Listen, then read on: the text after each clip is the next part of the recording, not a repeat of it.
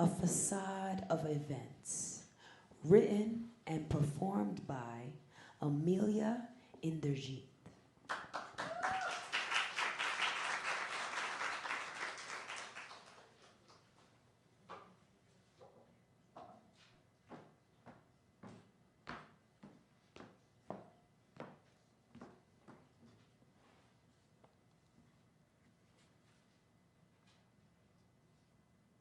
I learned my grandmother's name the day I attended her funeral.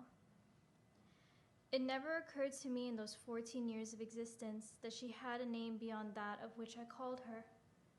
Now I call her by her name because while I know that woman, I'm unfamiliar with her pain. Perhaps this is the complexity of innocence or the epitome of ignorance, yet I'm plagued with uneasiness at my intolerance. The little girl my grandma knew dreamt to please. She believed it was enough.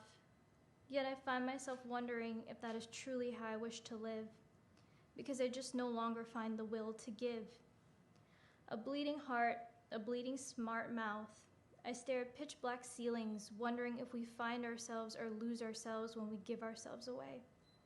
Perhaps that is why I never knew my grandmother's name, and perhaps that is why I stay away when I find myself drawn towards men who like to play. Perhaps I get close, but then afraid, and find a reason not to give myself away.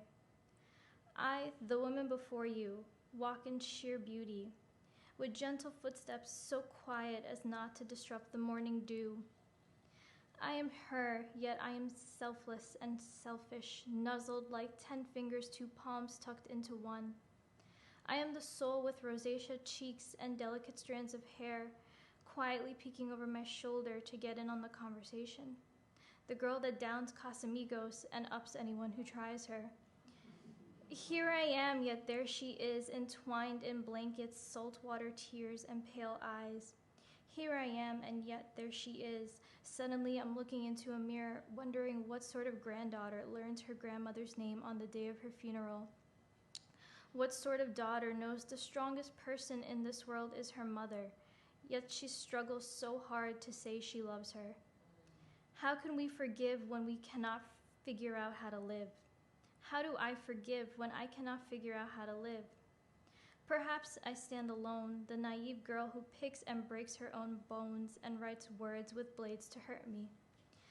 Perhaps I am the poet who merely pretends to know it, the girl who looks okay but falls off a bit. Here I am, and there I go. On the day of my grandmother's funeral, on the day of her funeral, I learned my grandmother's name. And I've spent the last 4,199 days trying to forgive myself for my own endless sick blame. Thank you.